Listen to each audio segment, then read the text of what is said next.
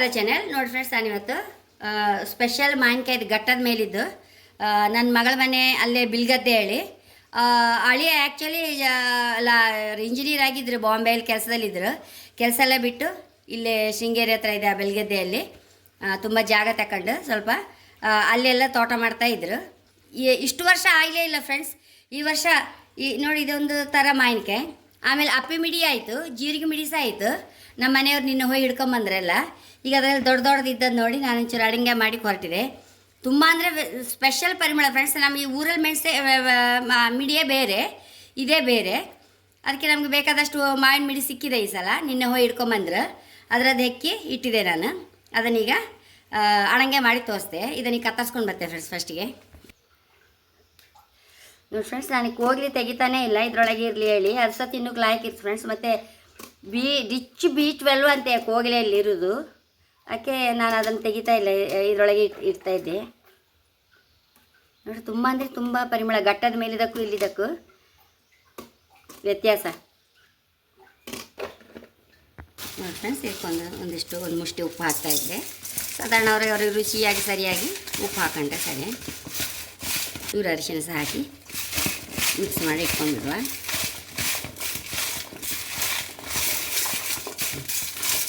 ಉಪ್ಪು ಹಾಕಿದ್ದು ಸಹ ಕರಗಿದೆ. ಈಗ ಇದಕ್ಕೆ ಮೆಣಸು ನೋಡಿ, ಮತ್ತು ಹುರಿದ ಮೆಂತೆ ನೋಡಿ 1 ಟೀ ಸ್ಪೂನ್ ಅಪ್ಪಷ್ಟು ಮೆಂತೆ. ಇದನ್ನು ನಾನು ಇದಕ್ಕೆ ಹಾಕಿ ಮಿಕ್ಸಿಯಲ್ಲಿ ಇನ್ನೊಂದ್ಸಲ ಹೊಡಿ ಮಾಡ್ಕೊಂಡು ಬರ್ತೇನೆ ಫ್ರೆಂಡ್ಸ್. ಚೂರು ಹೊಡಿ ಆತಿಲ್ಲಲ್ಲ, ಇದರೊಟ್ಟಿಗಾರೆ ಹೊಡಿ ಆತು ಈ ಮೆಣಸು. ಮತ್ತು ಇದನ್ನು ಪೂರ ಇನ್ನೊಂದ್ಸಲ ಮಿಕ್ಸಿಗೆ ಹಾಕ್ಕೊಂಡು ಬರ್ತೆ.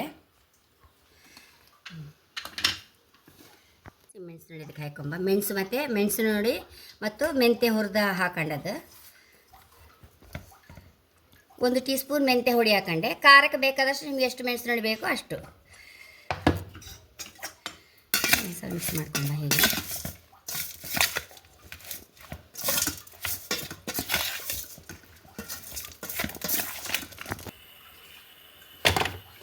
ನಾವು ಉಪ್ಪಿನಕಾಯಿ ಅಂದ್ಕೂಳೆ ಸಾಧಾರಣ ಎಳ್ಳೆಣ್ಣೆ ಮತ್ತು ಸಾಸಿವೆ ಅದು ನೆಲಕಡಲೆ ಎಣ್ಣೆ ನೆನಪತ್ತಲ್ಲ ಫ್ರೆಂಡ್ಸ್. ಈ ಅಳಂಗಾಯಿಗೆ ಮಾತ್ರ ತೆಂಗಿನೆಣ್ಣೆ ಒಗ್ಗರಣೆ ಹಾಕ್ಬೇಕು ಫ್ರೆಂಡ್ಸ್. ಈಗ ತೆಂಗಿನೆಣ್ಣೆ ಹಾಕಂತ ಇದ್ದೆ.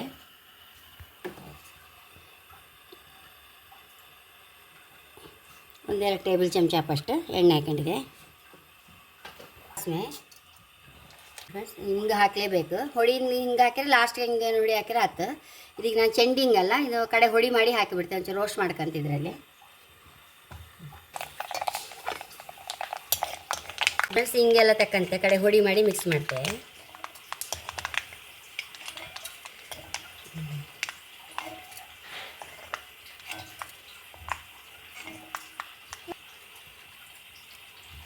ಹಾಕೊಂಡ್ಬಿಡುವ.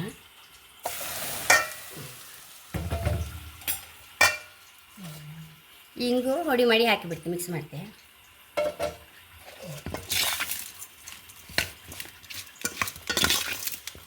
ಸ್ವಲ್ಪ ತಡೆದು ಒಂದು ಅರ್ಧ ಗಂಟೆಲಿ ನೀರು ಹಾಕಿ ಫ್ರೆಂಡ್ಸ್. ಆಗ ತೋರಿಸ್ದೆ ನೋಡಿ ಫ್ರೆಂಡ್ಸ್. ಸಾಯಂಕಾಲಕ್ಕೆ ಅಡಂಗಾಯಿ ಹೀಗಾಗಿದೆ.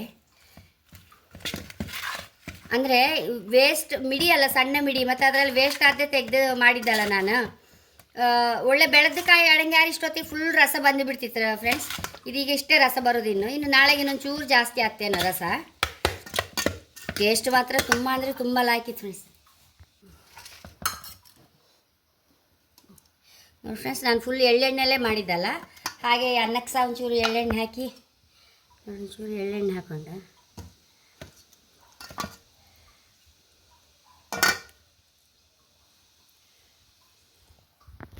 ಫ್ರೆಂಡ್ಸ್ ತುಂಬ ಅಂದರೆ ತುಂಬ ರುಚಿ ಇತ್ತು ಫ್ರೆಂಡ್ಸ್. ಎಳ್ಳೆಣ್ಣೆ ಹಾಕಿ ತುಪ್ಪ ಹಾಕಿ ಸಹ ಲಾಯ್ಕಾತು, ಎಣ್ಣೆ ಹಾಕಿ ತೆಂಗಿನೆಣ್ಣೆ ಹಾಕೊಂಡ್ರು ಲಾಯ್ಕಾತು.